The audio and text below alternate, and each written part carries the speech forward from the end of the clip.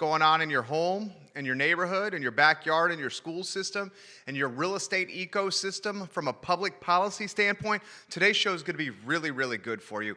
Mark McKinney is going to join us. We'll start the program with Mark. He's our Crozet, Virginia insider, and Mark is just an extremely knowledgeable guy. I think this is his second time on the I Love Seville show. A lot I want to cover from a Crozet standpoint with Mark today on the program.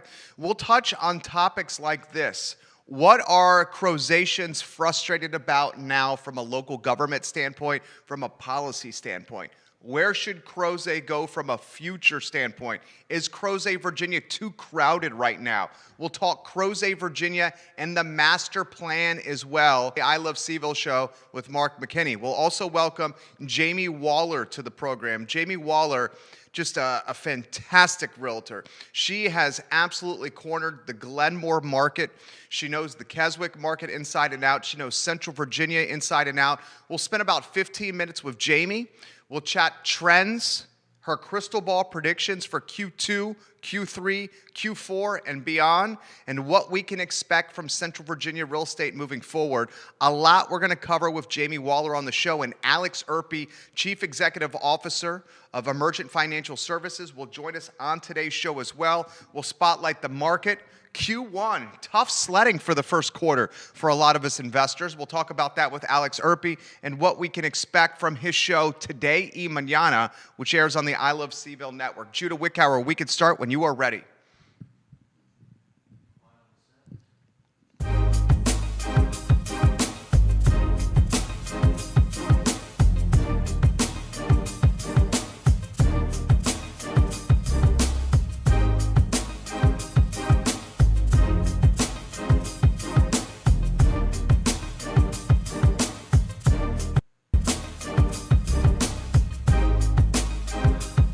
Good Tuesday afternoon, guys. My name is Jerry Miller, and welcome to the I Love Seville show. We're live in Charlottesville, the Commonwealth, the country, and the world on the I Love Seville network. We're presented by Ting Fiber Internet. Crazy fast internet. The best in Central Virginia by far is Ting Fiber Internet, and I Love Seville can offer you the best deal possible. A $288 savings only through this link, iloveseville.ting.com. A lot we're going to cover on today's program. Mark McKinney is about 30 seconds away, our Crozet, Virginia insider. A lot from a Crozetian standpoint. Schools are getting crowded. Old Trail versus the rest of Crozet. Is the community too crowded? Do the roads support the interest and the demand? We have folks. I literally was at the post office before this show talking to a mom who literally is going from the city of Charlottesville to Crozet for the schools. They are that good. If demand continues like this, can the schools accommodate the demand? If the demand continues like this, can the roads accommodate the demand? And what's the future for Crozet? Mark McKinney, 30 seconds away. Jamie Waller, also on the program. Jamie is just a tremendous realtor. An absolutely fantastic real estate agent. She has cornered the Glenmore market. We'll chat with that with Jamie. I also want to look at the market kind of in broad strokes, in totality. Her predictions for Q2, Q3, and Q4. We know inventory is tight, but we know consumer confidence is upticking. The CDC said yesterday, if you get vaccinated, you do not need to wear a mask indoors when you're around other people. As the vaccinations get in people's arms, consumer confidence will uptick. And the question that every agent is asking right now, if we don't have enough inventory, how can this market get stabilized? That question will start to get answered because folks will feel more comfortable listing their homes with vaccines rolling out. Alex Erpy, also on today's show, he's the Chief Executive Officer of Emergent Financial Services. I want to talk market. You know I'm an active investor. The first quarter's been tough sledding. It's been tough sledding. You see interest rates moving, and the moving of interest rates is undoubtedly impacting big tech. It's impacting the FANG stocks, Facebook, Apple, Alphabet, Netflix, Amazon. Okay, I want to talk about why big tech is slipping a little bit. I want to talk reopening stocks, airlines, Disney, All those with Alex Erpy on today's program, along with Today y Mañana, his show that airs on Thursdays at 10:15 a.m. on the I Love Seville Network. We'll take a preview of that show with Alex on the program. We got a big show lined up for you, and the beautiful thing about this program is you can get involved with the conversation. Judah Wickower's our director. We got Mark McKinney on the line. Judah Wickower, our fabulous director. We will go to the Ting hotline and welcome Mark from his palace in beautiful Crozet, Virginia. Mark, you're looking dapper. Looks like you got a fresh haircut. The beard is trimmed. How are you, my friend? I'm doing great. Anytime you're on this program, we get positive feedback from your neighbors in Crozet. I will adapt to you. Mark, the show is yours. Where would you like to start?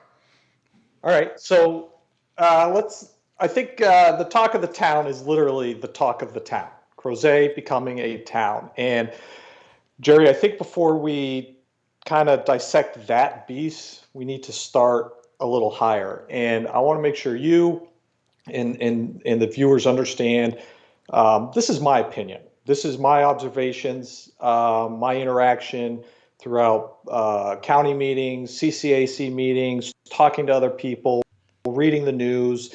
And I've kind of pulled all this stuff together and using my professional and personal background to kind of help formulate what the current environment is. So look, this is a really tough nut to crack here, and we have to first acknowledge that public administration, the county's role from the board of supervisors down to the county staff are vital. All right. But it's also a thankless job. You're not going to make everyone happy, and a lot of these problems that they deal with, they have to approach from, we fix it for the common good, not the McKinney household, not the Smith household. How do we fix it for the common good? Ann Malik, our board of supervisor rep, she is in her fourth term as our Whitehall district rep. She has done phenomenal work. She's pulled a lot of money over the last decade into Crozet, the library, streetscape expansion, and so forth. She's got a lot of more projects earmarked for the future. But she is one of six, okay? And we have to acknowledge that up front, all right? So 10 years ago, when the Crozet master plan was finalized and rolled out, in the late 2000s, we have to acknowledge and accept the fact that this is a growing area.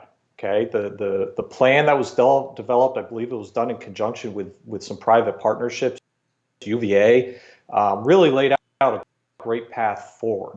There's been a lot of great articles about the Crozet master plan and the future and the growth in the Crozet Gazette. So I suggest all your listeners kind of do their own research, pull some of those articles and look at the last 5 years of track records in the journalism that really highlights, from a neutral standpoint, Crozet.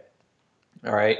Secondly, stakeholder engagement. I believe you said this in your intro. I mean, this is our backyard. This is our homes, our neighborhoods, our schools. We owe it to ourselves as taxpaying citizens of Albemarle County to get involved and pay attention and to provide your input, whether it's at public meetings, through the Crozet Community Advisory Committee, and so forth.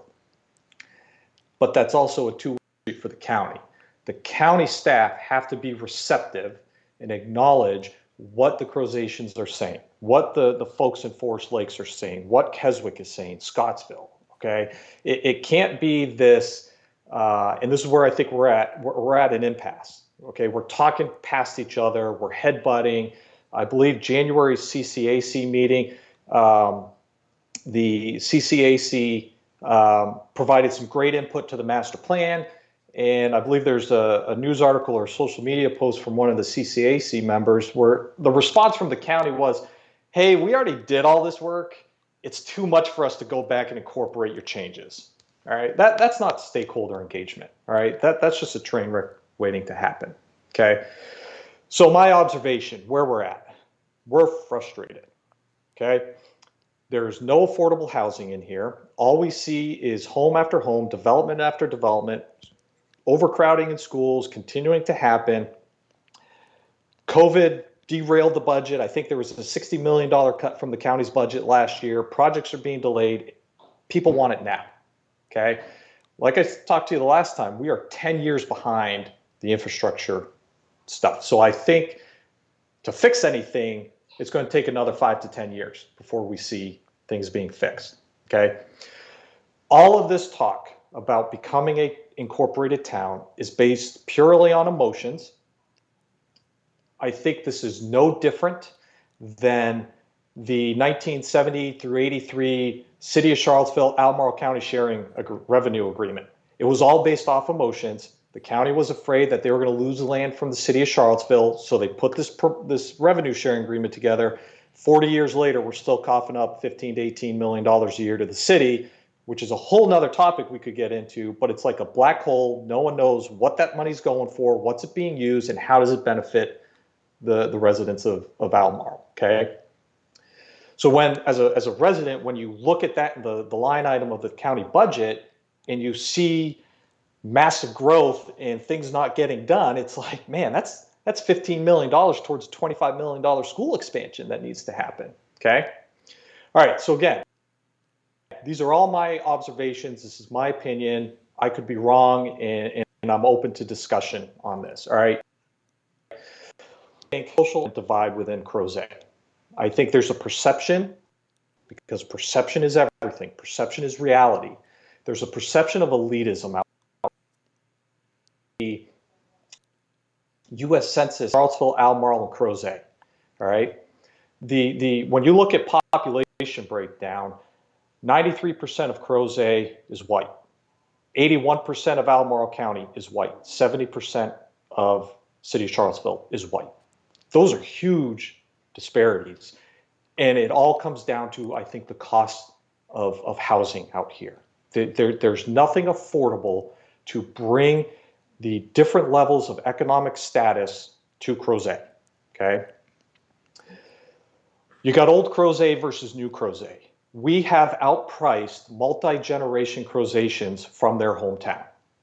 Third, fourth generation Crozetians, they may not be able to afford to live in the area that they grew up in the 60s, the 70s, the 80s, the 90s, all right? You've got kind of this Old Trail versus everyone else. You've got, I think Old Trail is probably the most expensive housing market in Crozet. Okay, let's talk about that. Let's talk about that right there. This guy's, you can tell why we have him on the show. This guy's super bright. He's super engaged. He follows the news very closely here. You live in Crozet. I've just been in Central Virginia for 20 years. I read a lot. You actually live it, okay? From my standpoint, there seems to be two Crozets. You got Old Trail, and then you got the rest of Crozet. And from my standpoint, when I go into Crozet and I drive through Old Trail, whether it's to go restaurants, to go to restoration, to play golf, whatever it may be, do some window shopping, just looking at the houses, I see really expensive homes on postage stamp type lots. And I see them selling all day, every single day. And it's a direct reflection of the schools and how families want to be in this incredible school district. So I guess the question I have for you here, and what I want to throw to you, is if we continue to, as parents, I got a kid, you have kids, as if we continue to want to move to Crozet to be around these incredible schools, how can we possibly begin to build affordable housing in Crozet when the demand is already through the roof for people to want to live there? We've missed that mark completely. Okay. Okay. And I was reading back in November, there was a gentleman, I'm not going to say his name, but he's on the CCAC. He used to be a planning commissioner member back for 8 years. So you're saying Rick Randolph? No. This gentleman's a Crozetian. Okay. And he's on our CCAC, and he wrote in a letter to the editor in the Gazette and I'm going to quote him here. And this was about the 2010 Crozet Master Plan. To accomplish this, the Crozet and Albemarle County agreement on the master plan, the Crozet community supported the county's 15% affordable housing proffer with each new rezoning. Where the heck is that? Because it does not exist. Where are 15% of the houses in Old Trail that meet affordable housing? Westlake, Foothill Crossing, all of that. Where is it? Okay, because I don't see it. So how much more land is there to be developed on where we could make up for lost time of putting affordable housing in? I don't know if there is much more land. Now, we could circle back to this down the road in this conversation, because tomorrow night, the CCAC has their meeting, which I encourage everyone to get on Zoom and listen, because the county is going to be promoting. Mark, multiple presenting. people are asking you what the CCAC is. CCAC is the county approved Crozet Community Advisory Committee. It is a group of citizens, residents, business owners. Think about it as an informal town council. Every stakeholder in Crozet, it's chaired. You have board members. You apply. You can be appointed by the county. Term limits. It's a great way to get involved. They meet monthly, and you have a planning commissioner rep. Miss Malik's on there. You may have a community developer rep on there, and it helps frame the way forward for Crozet, so the county could take stakeholder information, stakeholder requirements, and incorporate into a lot of the long-term county planning. All right. So tomorrow night, the county is presenting the new 2020 Crozet Master Plan, and there's a lot of frustration because the perception is everything here.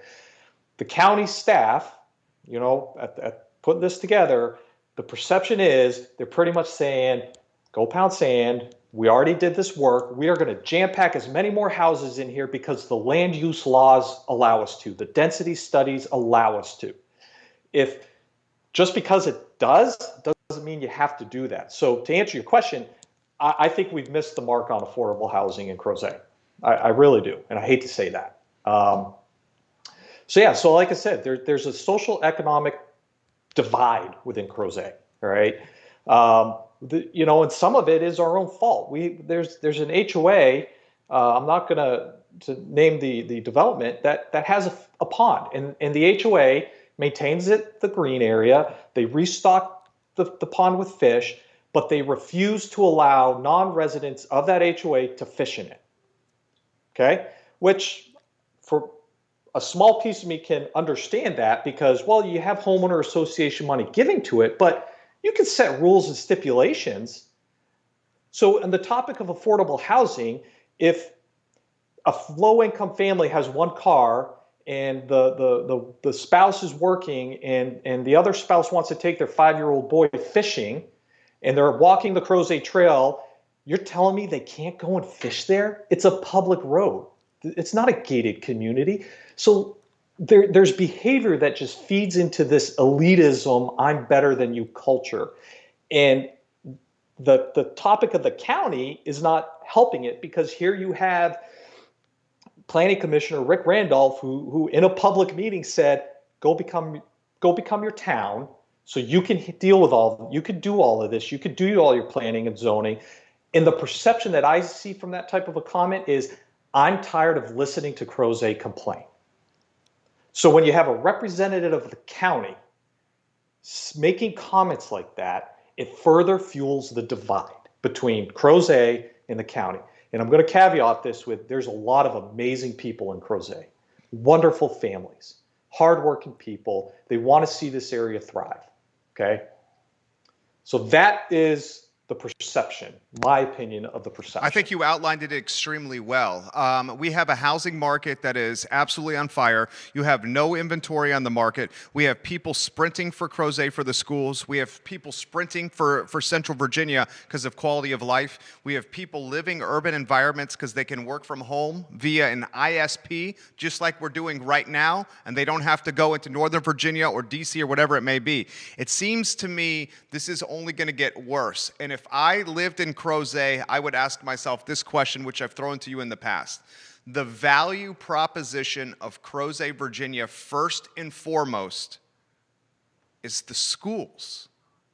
And if we take the value proposition, which is the schools and the incredible performance of these schools, and we start to overcrowd them with students, because everyone wants to live in this area. What does that do to the value proposition? Does it water it down? And if it does get watered down, what does that do for the real estate in this little pocket we call Crozet? Thoughts on that topic, Mark? Those are very serious topics, and we're going to get to this point, but the topic of becoming a town is going to make that happen on a fast track. All right, so let's talk about schools.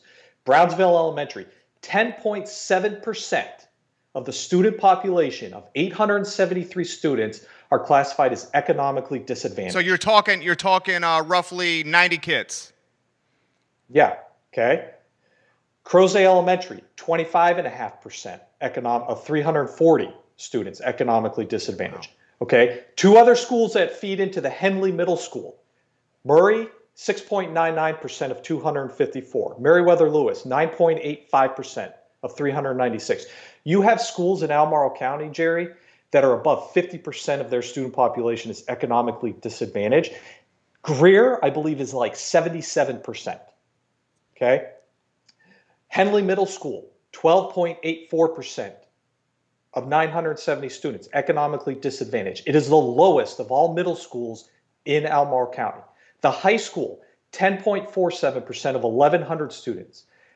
The next, out of the three high schools, the other two are at 28 and 30% economically disadvantaged. Those are good stats right there from Mark. That's why the community calls Crozet schools, Western Albemarle schools, Stab West, St. Anne's Belfield West.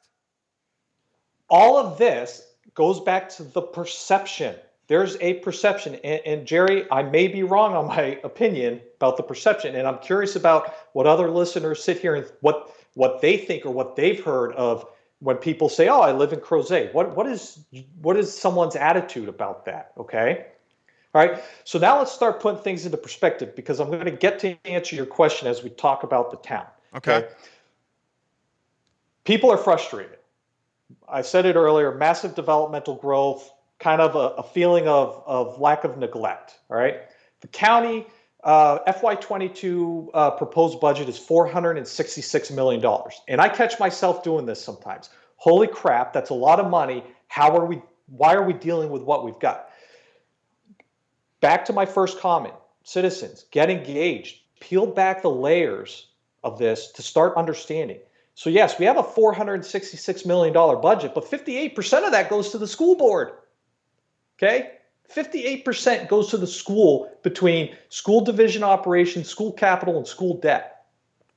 What's left over, okay, after we pay for everything that we have to as a government, employees, salaries, benefits, retirement, equipment for the police department, the firefighters, all of that, the printer paper for crying out loud, we have 2% left over for capital improvement projects. Now, that money it doesn't go away if it's not spent. So your capital improvement budget continues to build year after year. But this year we are contributing $7 to $9 million to the county's capital improvement budget for the entire county. Okay, there is over 1,000 miles of roadway that VDOT has to maintain in this county alone. All right. So now you start digging into competing requirements. Okay, and again, we're given 4% of our budget to the city of Charlottesville under the revenue sharing agreement that I truly believe was done based off of emotions, the fear that the city was going to take land back in the 80s, all right? And we're stuck with it. It is what it is, okay? So let's start diving into this a little more, okay? Because I want everyone to think about becoming an incorporated town. And we got about 2.5 minutes here. All right. Well, then I'll fast forward. All right. So the topic of becoming a town, what is our strategic plan? What is our end state? How do we get there? And what do we need to do? And the topic of all of that culminates to taxation beyond the cumbersome legal process of becoming a town. How do you sustain and incorporate a town in the long term? And that is through taxation. There's not enough businesses out here to generate the amount of tax revenue, because my rough math says Crozet, which is projected to be between 13 and 17,000 residents, okay, upon completion of the build out, probably needs about a $15 million a year budget. Okay. Nothing's going to stop the county from growing outside the area. So there's an added physical tax, because every house, every car on the road, every person, that's a physical tax on the county. You don't have the tax revenue from a business standpoint. So now you got to make it up from taxing the residents. How do you do that? How do you sustain it? At what point do you overtax businesses and people and they leave? And that answers your question as to the pop. The housing market then pops. Crozet should not become an incorporated town. We should not be talking about this. We have to come together, county, stakeholders, community, and kind of all acknowledge we've created mistakes. We're part of the problem. We built and bought homes over the last decade and figure out how do we move forward.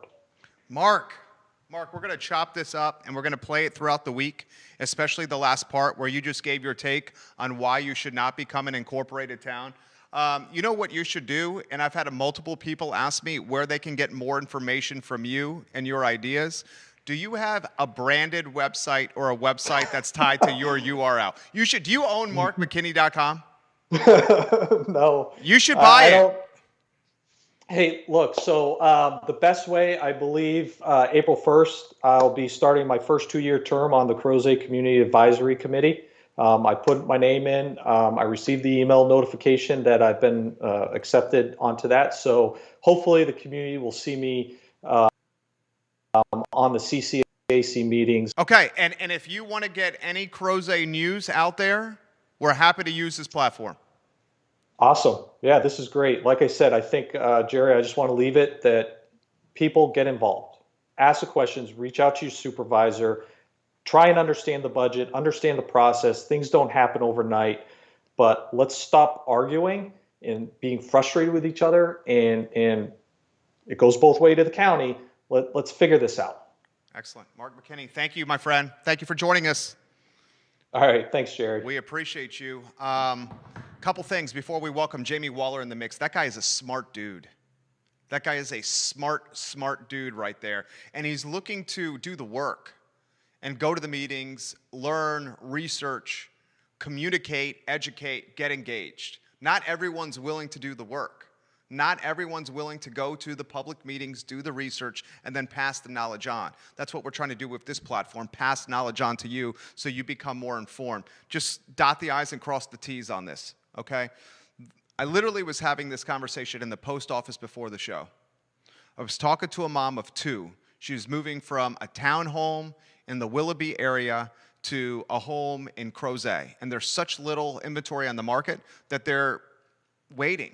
They had a condition in their contract for their townhome in Willoughby where we have 45 days to go under contract with another home before our townhome in Willoughby will go under contract. So they're early in that 45-day window. They're looking at Gray Rock, Wickham's Pond, Old Trail, down Miller School Road, and they're having a hard time finding inventory that they can afford. But the commonality, the reason, the premise, the thesis of their move is they have 2 boys. And these 2 boys have a ways to go in school, and they want them in the best schools possible. I'll say this.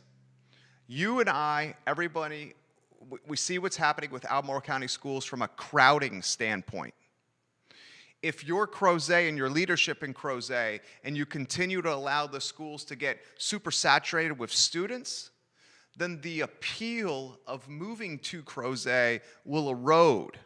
Because the reason mom and dads are choosing to relocate and to go to Crozet is because moms and dads, dads and dads will do anything they want for their kids. Their hearts are huge for their children, and we want them in the best situations possible. Don't erode the value proposition of the community, the schools, by letting them get too crowded. Because then mom and dad and our big hearts, dad and dad, mom and mom, and our big hearts with our kids, we may start looking elsewhere. All right, let me switch gears and go to Jamie Waller. Jamie, I'm about 4 minutes behind. I apologize for that. I'm rigging Jamie Waller now, Judah. Alex Erpe is going to join us at about 1:10. We have Jamie Waller on the line, and I'm so excited to chat with one of the most stylish and personable and talented realtors in the mix, and it's Jamie Waller. You are live, and Jamie, before we talk shop, those fabulous glasses and this mat behind you that is absolutely amazing. How about an introduction to Jamie Waller for all who are watching? Hey, Jerry, thanks. Thanks for having me. It's our pleasure. I've been here in the Charlottesville area about 8 years. My husband actually got a job offer in Virginia. We lived in North Carolina, got a job offer in Virginia while I was in labor, Wow. and went ahead and relayed to me about 7 centimeters dilated that we were probably moving. So, there wasn't enough going on. We had a 17-month-old and was just an hour or so away from having a baby. And he also dropped the bomb that we were probably moving. Oh, wait, hold on one second. Hold on one second. This is why I love this lady right here. So you're 7 centimeters dilated. You already have a 17-month-old. You're an hour away from this watermelon popping out here. You got doctors and nurses all over, and your man comes in and says, honey, we're moving? Yeah. He couldn't even wait a couple hours for me to have a drink. He waited no time to tell me that we were probably moving. Can we say that it turned out to be a phenomenal decision? It was the best decision we've ever made. I mean, I'm thrilled with it. I kind of was really reluctant to leave. We had a great circle of friends. We had just bought our dream house that we thought we would live in forever. I joked after all the moves that he'd have to bury me in the backyard. There was no chance I was moving again. And we moved to Glenmore, and I pretty instantly, I knew this was the place to be. And I was thrilled. We have made lifelong friends. I mean, and within months, people that we thought we could be friends with for the rest of our lives, that we know we'll be friends with for the rest of our lives now. Our kids will be friends with their kids. It's just been a great, great move for us. I love it. I love it. So let's talk about that transition. Now, you have skills that many don't, and that you're Mrs. Personality here. When Jamie Waller walks down Piper or she goes into a room for a party, people gravitate to her, and I'm embarrassing her, but that's literally true. She is a Miss Personality, certainly a type A personality. How about the transition from North Carolina to Central Virginia for the family as a whole? Was it hard? Was it easy?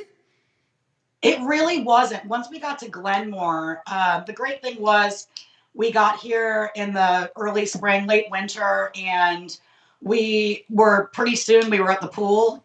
And it was so quick to find friends. The pool, there's a little cage, we call it the toddler cage, where they're kind of caged in, and there's the baby pool, and you can grab a margarita and sit down and make some friends, and the kids are all floating around in the baby pool. And it was pretty immediate that we found just a really fantastic circle of friends. And I think that's the key to any transition, is just finding your village. I love it. I love it. So, Jamie, I want to talk market. I love real estate. If you couldn't tell already, certainly the last interview you could. I'll start open-ended. How do you characterize this market? Anywhere you want to go on that topic? Well, I'll start with it's a seller's market and poor buyers. It is, it's just tough. I mean, just everything's a multiple offer situation. It's high stress for buyers, and I think to a degree for sellers too, just because it's a tough decision to make when you're looking at multiple offers and all the different variables that come into that. But that being said, it's a great time to sell a house. I think people have really found a lot of desirability here in the Charlottesville area. Out in the county, more space, more room for kids. Not as many people are going to their offices in the city anymore. So the ability to work from home and school from home has really changed the market, I think. I don't think we're looking so much at proximity to offices. We're looking at kind of quality of life for families right now. So interest rates are creeping up. As they creep up, we were talking about this earlier today. Maybe it could potentially help stabilize this market. Exactly. If they creep up, and it almost sounds like an adverse thing, but creeping up interest rates could create a more healthier, stable market, in that right now the sellers have all the leverage. If they creep up, how does it impact things, do you think? I think it's actually going to be a good thing on both ends. I just think that we were just talking about this on we had our Lauren Woodruff Zoom today with all of our agents. We were just talking about this, and somebody was saying that incrementally, just every little bit of rate change takes so many millions of buyers out of the market. So it's going to take away some of the competition. I think that for a while, it's still going to stay a seller's market. So you may not get 4 offers, you may get 2. So I don't think that's really going to hurt the sellers very much. And I think the buyers are going to have an easier time of it. I think either way, I think home prices are still going to go up and values are going to go up. I think it's going to be, I don't think it's going to be a negative thing for the market on either side. I completely agree with her. The fabulous Jamie Waller, our guest here on the show, throw this question to you. We're struggling with this confidence piece, and the question everyone's asking: if I do sell my home because I see the writing on the wall, I can get top dollar, but where am I going to move to? Where am I going to go? So that's the conundrum we're in. Here's the question I'm going to ask you. You're a mom, you're a wife, you're a businesswoman here.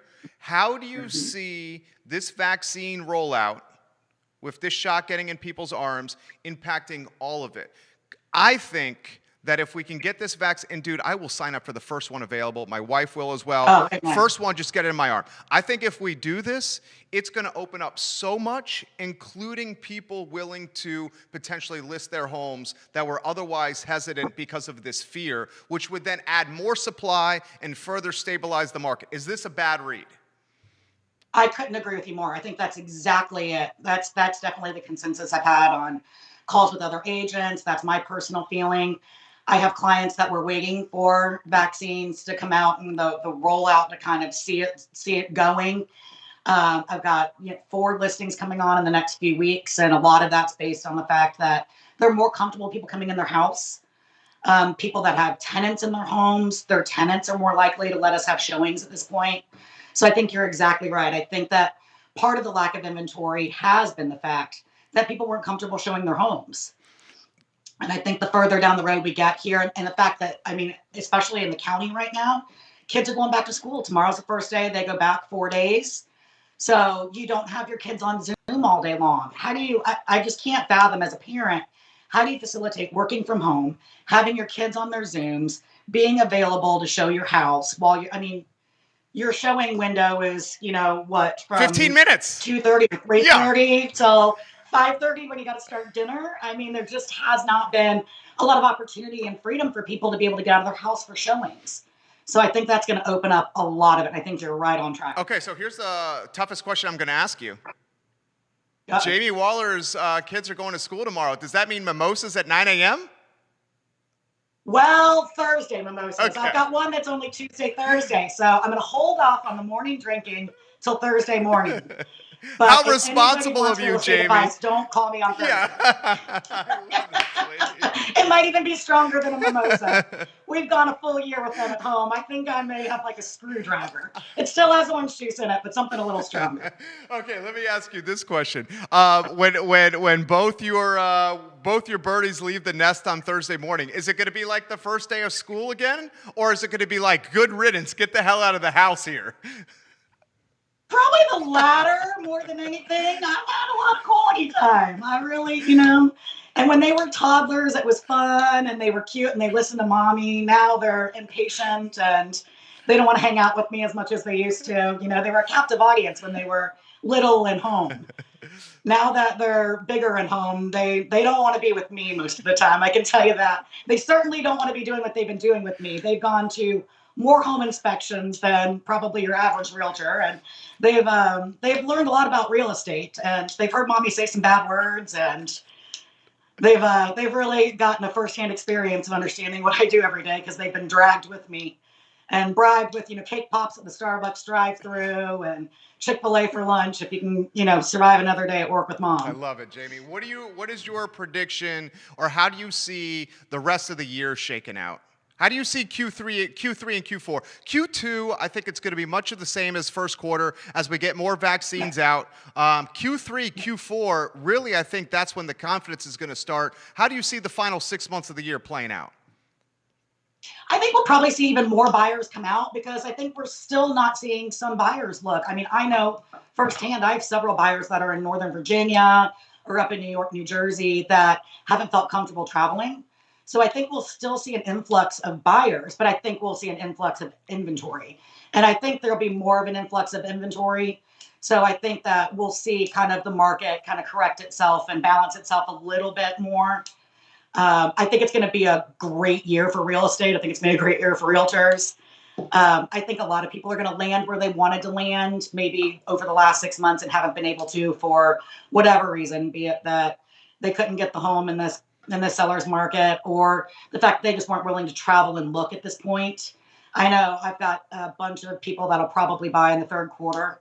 That'll be fully vaccinated and they'll feel comfortable traveling. So I think that'll be real nice because I think there are a lot of people that have been waiting a full year. One of the trends we highlighted on the show last month was the value proposition of neighborhoods that offer things to do, whether it's golf courses, whether it's tennis, walking trails, swimming, fitness facilities. The homeowner is spending more time than ever in the neighborhood itself. How have you seen that trend of the neighborhoods that have amenities and how potential buyers are flocking to them? We've definitely seen a huge uptick just in interest in Glenmore alone for that reason. I think that people see a great place to raise a family, and not just on the weekends, right? It's in the afternoons now, when it's a lot of kids are home that used to be away in daycare or away in school all day. So I think people love the fact that Glenmore's loaded with all kinds of amenities. You kind of have this instant village built in when you move up to the neighborhood, and you see the families kind of cruising around on golf carts and people talking to each other on the street and everybody taking advantage of the walking trails, and in the summer the pool, and there's lots of opportunities for outdoor social activity here, and I think that's been really appealing. I think that'll continue to be appealing. I think that trend is just going to continue. I 100% agree. All right, so the ladies want to know what you're wearing over here. I got Jennifer Carini, who's watching in Crozet because of the Mark interview, and she's staying on through the Jamie Waller interview. And she said, Jerry, please ask Jamie about those glasses right now. Okay, I have a ton of glasses. Okay. And I'll tell you why. Because I go on this website called Zenni.com, Zenni.com. Okay. And you can get glasses for like $30. And I don't really care if I order 3 pairs and one of them sucks. The other 2 are usually pretty good. And it's under $100. So I'm sorry to all the eye doctors, but it's really cheap to order them on Zenni. So sometimes I'll order 3, 4, 5 pairs at a time. And I usually change them pretty often. I love it. So are you changing multiple pair in the same day? I mean, I did not plan, a glass switch during this conversation, but I wish I would. So, yeah. I also am blind, so if I put my sunglasses on the golf cart, then I don't have regular glasses, so I have another pair stashed away in my car, so they're everywhere. I'm like I'm like my mom, who's 61 and has readers everywhere. I'm already that way at 41. You got multiple neighbors watching you right now on the program. Oh no! Multiple neighbors who are saying, "Call Jamie on Thursday morning when she has the screwdriver." I promise you, I won't use your name, but you will know who it is after the show. Okay, this one right here is from Grace. Jerry, ask your guest about her necklace. Okay. The necklace is a fun one. So I was in Italy with my husband, and there was a lady from a village in Africa selling them on the side of the road, like on a blanket, on one of the cobblestone streets. And we were walking, and I walked by, and I was like, gosh, I love that necklace. And we kept walking, and I should have just been decisive and said, let's stop and get it. But we were on our way to dinner, and I'm sure I probably wanted a glass of wine, so we kept walking. And then about 10 minutes later, I said, I really want that necklace. So I made my husband trek all the way back to go buy the necklace on the side of the street in Italy. That's an Italian necklace. It's an Italian African necklace, yes. Italian African necklace. All right, Jamie Waller. Okay, more questions coming in. Jamie Waller, where cannot wait to... Okay, let me start again. Jamie Waller, you want to have cocktails anywhere in Charlottesville. Where are you going now that things are opening up again? People know that Jamie Waller likes a cocktail from time to time here. That is no secret. Right, that me either. Yeah. I've seen you with cocktails. You've seen me with cocktails. We know. That's right. I love the bar at the Clifton Inn. It's close. It's easy to get to from here. My butt's in a bar stool within 5 minutes of leaving my front door, maximizing my sitter time. I like their food. I like the atmosphere. I'm looking forward to sitting inside at the bar at Clifton. That is awesome. The bar at Clifton is awesome, and they have this back patio that's kind of overlooking this grassy area that's just absolutely surreal. All right, more questions for Jamie. Jamie, same one for restaurants. What restaurant do you miss going to the most and why? Oh, Public Fish and Oyster. Oh, me too. It is my favorite. Yeah, because of the happy hour? I love the happy hour. I love the lobster rolls. I love the oysters. I love the cocktails. I love everything about Public Fish and Oyster. I like that little table in the window right in the front. That's my favorite table, my favorite food, my favorite drinks. It's one of my favorite places to go in all of Charlottesville. When is the last time Jamie Waller and the husband who came in when she was 7 centimeters dilated, 1 hour for birthing number 2, who then said, we're moving to a new state because I got a new job. When's the last time so Jamie fun. Waller and the husband have had a date night, and where was it? It actually wasn't very long ago. It Ooh. was just a few weeks ago, and we ate dinner on the patio of Clifton. Nice. Was it good? It was excellent. It was excellent. We did the 3-course tasting menu, and we ordered different things and shared, and it was fantastic. All right, we'll close on this. You made this so easy. You're literally a natural at this. Thanks. I'm not a fan of being on camera. You are excellent. I knew this was going to go well. All right, let's do this because you radiate positivity. We'll close on this. How about a message of positivity and hope for all those that are watching? We got kids leaving the house. We got vaccines going out. It's getting warmer out there. That's right. That's right. I think every day gets a little better right now. I think that there's just so much to look forward to. I think we're all seeing light at the end of the tunnel after a really tough year. I think our kids are starting to kind of see light at the end of the tunnel. That my kids are packing up their backpacks and dusting off the lunch boxes today. And I just see excitement from them. I see excitement from my friends. We're starting to make travel plans for the summer. And I think people are excited about things that are coming for the first time in a while, because I think there hasn't been a lot of ability to make plans to do things. You just don't know what next week's going to bring and the following week's going to bring. And I think everybody sees exciting things coming, and we're all just positive, and the sun is shining finally, and we're not sloshing around in any snow, and it's time for patio drinks, all kinds of things to look forward to. Jamie, I feel better about life because of this 17 and a half minutes we spent together. I sincerely mean this. Her name is Jamie Waller, and she is A-plus people. Thank you. Thank you for coming on the show. Thank you. I really appreciate it. It was really fun. It was so fun. You have a good one. You too. All right, Jamie Waller, guys. Thanks, Jerry. She's fantastic. Just positive. I love being around positive people. Only positive people.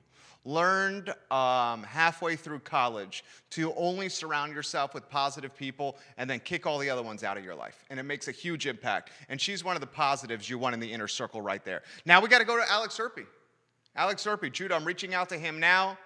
And we have him on the line. Alex has got some big shoes to follow here, but I think he's going to do it oh so well. This gentleman is the CEO of Emergent Financial Services. He's the co-star of Today y Mañana, which airs at 10:15 a.m. on the I Love Seville Network on Thursdays. That's tomorrow. Alex, how are you? I'm doing well, Jerry. How about yourself? I'm doing well. I'm getting more and more excited about the interviews we do together, because I realized in the second interview that I have 10 or 15 minutes with just a brilliant finance mind, and that's you. So I'm going to try to pick this mind and learn from you, as will the viewers and listeners, and I'll start with an open-ended question, okay? We are now into March in the first quarter. The first quarter has been some tough sledding when it comes to the markets here, especially with big tech. We're seeing interest rates go up. We're seeing the 10-year yield move, and that's impacting big tech. It certainly impacted FANG. What is going on in Q1 after a very, very, very, very, very easy 2020? Yes, and I think in some ways, what we're kind of seeing, I think, in particular regards to tech, is just how much it went up last year relative to the rest of the stock market. I mean, if you remember last year, we followed closely in Emergent. We followed not just tech, but also dividend-paying stocks. So not just the S&P 500, but a lot of those Dow industrials components. And that's sort of the dichotomy this year. I think yesterday and today, Dow is hitting all-time highs, and the S&P 500 is up 4% year to date, and the Dow has just exploded. I mean, you've got, and in particular, what we saw last year, I think, was energy. A lot of the big companies, your traditional dividend payers, your Procter and Gamble's, your Johnson and Johnson's, they struggled to come back from the 35% collapse that we had last March, right? And The S&P 500, on the other hand, mostly driven by the FANG stocks, so Facebook, Apple, Amazon, Google, Netflix, right? The S&P 500, those comprised, I think, at some point about a quarter of the S&P 500 was those few stocks, and they really pushed the S&P 500 to recover all those gains last year and pushed tech upwards. I mean, biotech had an enormous year last year. Biotech, big tech, semiconductors, they were all red hot. We all made a lot of money on there. I mean, I got some semiconductors in my portfolio that are down 20, 25%. I mean, you take a blue chipper like NVIDIA, and NVIDIA's as blue chip as it gets in that space. NVIDIA's down Q1. NVIDIA's down. Taiwan Semiconductor, one of the major players, down. So it is a struggle time. And I think part of what's happening, I suspect a little bit, is you've got some gains taking. And when you've got positions that are, it's somewhat of human nature. People are always more likely, you learn this in behavioral economics, believe it or not, people are always more likely to sell when they have gains than when they have losses. So when you've got stocks that are struggling and your position's down 10, 20, the initial mentality of people is, I got to hold on to this till it comes back. I don't want to take a 10%, 20% loss, right? But this first quarter, what we're seeing, I think in some ways, is as tech comes back to the general stock market, I think we're seeing a lot of people saying, I'm sitting on a 60, 70, 100, 200% gain on a Tesla, on a Plug Power. I'm going to sell some. I'm going to sell some, get out, and that puts pressure on the downside, right? Such that, and I think what we're seeing is that's not impacting the Dow Industrials as much because they're more stable companies. There's a lot of energy companies in there. I mean, just consider, the S&P 500 oil, the S&P oil index is up 50% this year to date. I mean, oil, the price of oil, I was looking at WTI crude, which is the West Texas oil number. There's two major oil numbers, but WTI is the one that's used for a lot in America. And that thing is back to where it was last January. It's back to 65. And you're talking something that went basically negative. Right. For a split second. When it went negative, literally, you could pay someone to take the oil away from you. Mm-hmm. Pretty much. Or in this case, it went negative because you couldn't find someone who would be willing to take the oil from you. So the price went negative, and now it's back to 65. And I think we're just seeing, a little bit more, some of it, optimism on the demand side in the sense of economies considering opening up again. Some of it, definitely a little bit of the supply side that people are looking, saying, is America going to be a big producer again? Or are we now looking back to OPEC and they're having a little more control over the price of oil? Because when America decides they want to be in the market, they can flood it. And so the cartels has a difficult time really trying to keep that price high. When America leaves the market, then OPEC says, okay, we have a little more leeway in order to be able to restrict supply and push the price up a little to make some more money for themselves. So I think that's a little bit of what we're seeing and why you've got that disparity between your big companies and your tech companies. And because big tech, I think, it's catching up. And I'm not sure Xavier had a little challenge for me on last week's Today Mañana, because I had said, we have been talking inflation. And he's really much of the mind that this is temporary, in the sense of we are seeing inflation in the form of really an economy that's sort of revving up again or getting ready to rev up again. But he finds it difficult to believe that in the long term we're going to be seeing these kinds of yields. That at some point, I think the Federal Reserve is willing to see tech take a little stumble because of how much it was up last year. Well, yeah, it was frothy. It starts to bleed. Say again? It was way too frothy, the tech. Mm-hmm. It was. And I think the Fed is willing to let a little steam come out of that bubble, let a little air come out. But I think at the point at which the Fed sees this potentially entering, spiraling into the whole stock market, that they're going to start. And we live in an environment where the Fed making statements is probably enough to change the trajectory. Oh, the Fed making statements has proven it can move the market immediately. Mm-hmm. Immediately. It can change a market that's down on a Monday, and by Monday afternoon, make it green. We saw that last week. Literally, we saw that when Powell spoke last week. All right, so a lot I want to cover. His name is Alex Erpe, CEO of Emergent Financial Services. Xavier, who he mentions, is the Chief Investment Officer of Emergent Financial Services. Indeed. And Alex and Xavier host Today y Mañana, which will air tomorrow at 10:15 a.m. on the I Love Steveville Network. So so much I want to cover with you here. Let's talk reopening. And we see the reopening happen. We see what's happening in Texas. We see reopening stocks like a Disney. We see what the airlines are doing here. Obviously, if someone's trying to get in from a reopening play, that has already sailed. People that are going to make the money on reopening have done this a few months ago. Sure, you can scrape some by, but people got in a while ago when it comes to reopening. Airlines first. What do you make of this? What do you make of the airlines? I thought the pushback was interesting. They pushed back a little on when the CDC said vaccinated people can meet with other vaccinated people, but don't travel yet. That's why I'm asking you here. So I thought that was interesting that they made that pushback, because I think the airlines are probably sitting there saying, you know what, at the point at which we're going to be changing some of these guidelines, we kind of want them to be consistent.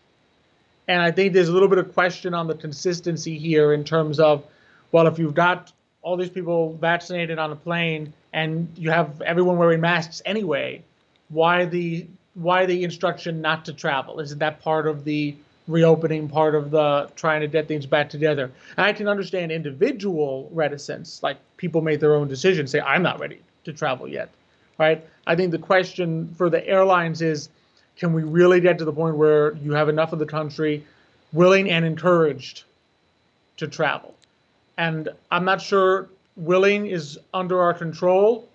Encouraged, I think, is going to be difficult unless we get a little more consistency and a little more guidance, I would say, from the authorities to say, hey, just how safe are we with vaccines? Because they've moved a little, which I just as someone who follows the markets, you know, you always want regulatory authorities to be as consistent as possible. And transparent.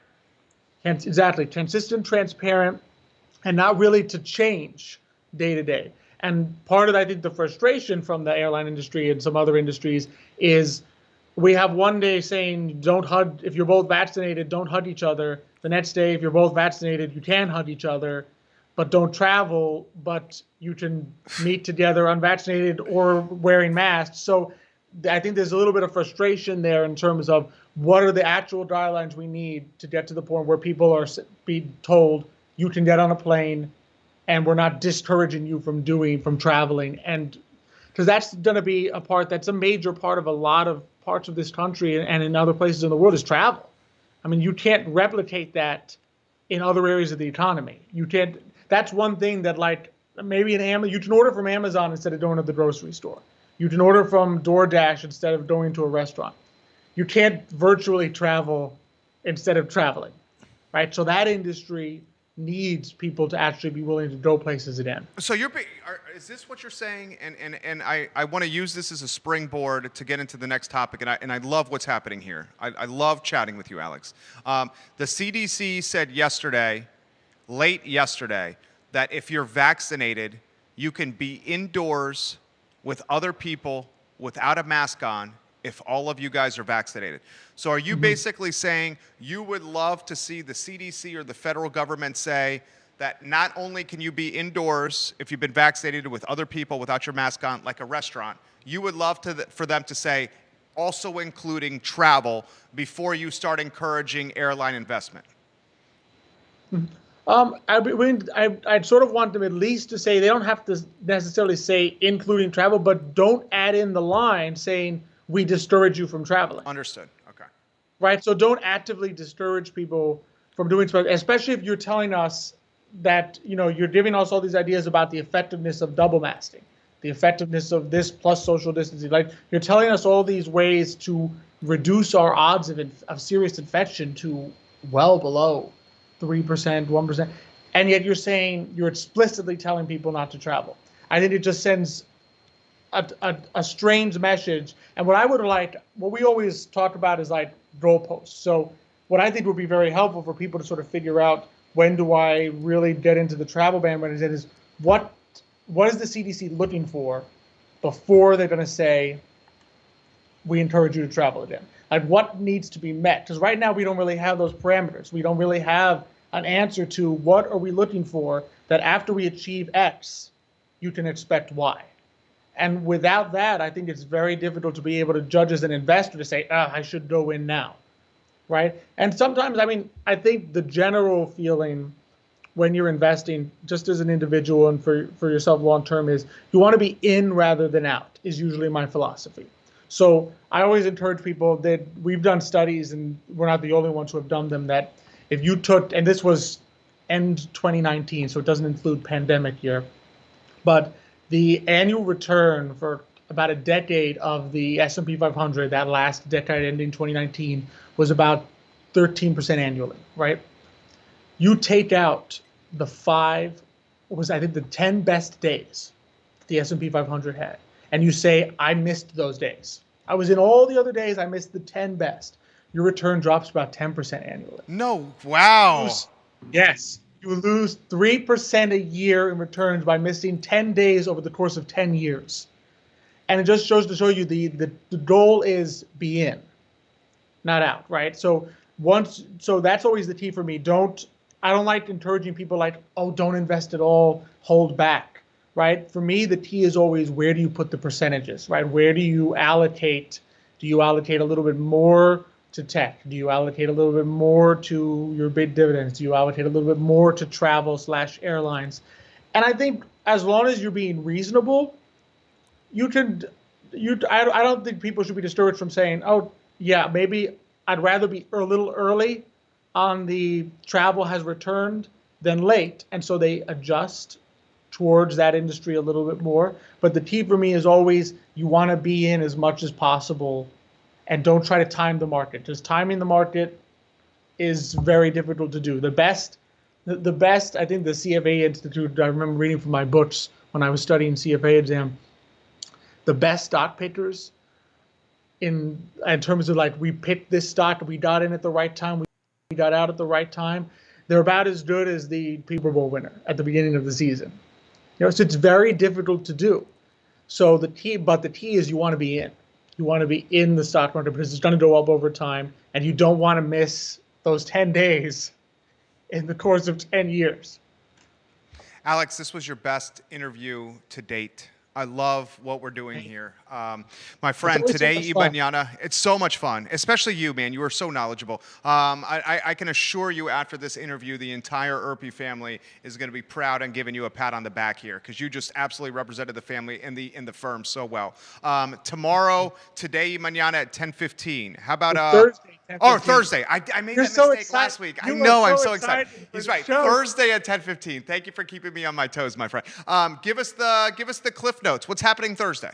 So it's going to be a blast. So first, we're going to have Miguel Corradin and his partner. So they're with Sirius Insurance, and he's been in charge for a while. I've known him. He used to be with Forward Adelante. He would help us with the distribution of the bilingual business journal. And now he's worked all the way up that he's co-owner of an insurance firm here in Charlottesville. He's going to join us, tell us about his journey.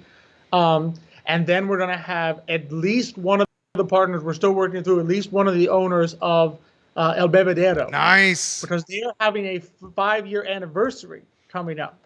And so I believe it is next week is going to be their 5-year anniversary. So they're going to come on the show, share a little bit about their story, what's going on. So it's going to be really exciting. We're going to have a little food and a little finance. I really hope it's River Hawkins from the Bebedero that comes. He's one of the co-owners. So Nick, my brother Nick, he is in communication with them to figure out if we can get 1 or 2 people, or maybe, yeah. So he's working it out even as we speak. He's like messaging and figuring out who's going to be able to make it. Because if it was River Hawkins on the show on Thursday with you and Xavier, he would be bringing tequila and insisting that you guys would be drinking on the show. He is, he is so much fun. I'm going to call up Nick now and say, can we Can we make sure it's River? River Hawkins. Can we make sure we've got some tequilas on the show? Please tell Nick that. I would love to see Xavier sip a little tequila. I would love to see that. That would be great. Alex, you are a gem, and I sincerely mean this. The more you do this, like, you're just a fantastic broadcaster, man. I mean, you just forget about all the stuff, and you're just talking about something you know so well, and it's like all our benefit. I mean, thank you for coming on the show. Thank you for the knowledge. Thank you for the brain. I can't wait to see you and Xavier on Thursday. Thank you for the show. It's always so much fun to come and talk. You ask great questions, and I feel like it's so conversational, which is what makes it so fun, and I think makes everything come out better. I feel the same. You have a good afternoon. Say hi to Xavier. Will do. Same here. Right, take care. Take care. Alex Erpiguy, CEO, Emergent Financial Services. And just like that, I think we put together an A++ show for you guys today. What we try to do with the platform and this network, we reached, dude, in 2020, we reached nearly 300,000 people across the I Love Seville network. I mean, shock. And we know the influence we have and the reach we have, and what we're trying to do here in 2021 in the first quarter and beyond is to put information on this platform that's going to make you more engaged, more informed, more knowledgeable, and even more proud to be from Charlottesville or Central Virginia, because you know we are. We're proud to live here. We're proud to call this place our home. And so much of content in news is tied to the police blotter in crime. And we're going to flip the script, and we're going to put content and news that's out there that's positive and champions the community. And that's the premise of the I Love Seville Network. That's the show. My name is Jerry Miller. Judah Wickhauer is our director. This is the I Love Seville show on the I Love Seville Network, Monday through Friday, 12:30 to 1:30. Couple items I want to get out of the notebook before we get out of here. Kathy Galvin, former Charlottesville City Councilor, will host a debate for the folks that are running for Charlottesville City Council. She will host that debate right here in the I Love Seville studio. We have all the Democratic candidates who have committed. Brian Pinkston, Juan Diego Wade, Yaz Washington, and Carl Brown. 4 Democratic candidates for Charlottesville City Council. June 8th is the Democratic primary. That list of 4 will be whittled down to 2. Those 4 folks will be here on this studio, on this set, and former City Councilor Kathy Galvin will be asking them questions in a time limit format. It will, without question, be the most watched debate in Charlottesville City Council history. The current most watched debate in Charlottesville City Council history is the one we hosted last year between Michael Payne and Lloyd Snook. Remember, all other debates happen in person in an auditorium with limited capacity. We are airing the debate on social media, every platform possible, and then archiving the debate on the internet where it will live in perpetuity. Last year's debate that I hosted, that I moderated between Michael Payne and Lloyd Snook, and there's no coincidence that the 2 guys that participated with the I Love Seville show debate, Michael Payne and Lloyd Snook, ended up getting elected to Charlottesville City Council. That is not a coincidence. Last year's debate was the most watched one in Charlottesville City Council history, and I can assure you, in fact, I can guarantee you, the debate that Kathy hosts with Yaz, Carl, Brian, and Juan Diego will beat last year's numbers, and it won't even be close. We will make history on this network, and we will do it so you get to know the candidates that are running for City Council.